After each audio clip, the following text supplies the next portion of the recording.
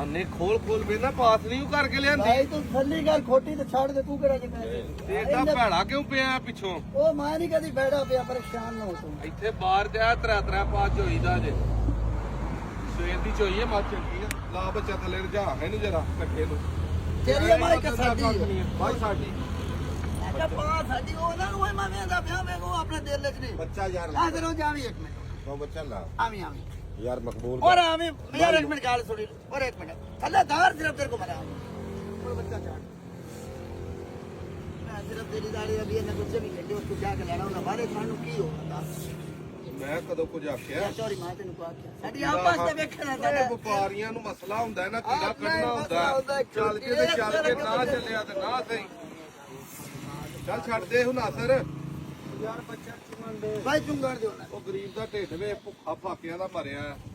ਔਰ ਰਾਤੀ ਦਾ ਜੰਮਿਆ ਹੈ ਕਿਤੇ ਮਹੀਨੇ ਦਾ ਜੰਮਿਆ ਹੋਇਆ ਜਿਹੜਾ ਚੱਲ ਠੀਕ ਹੈ।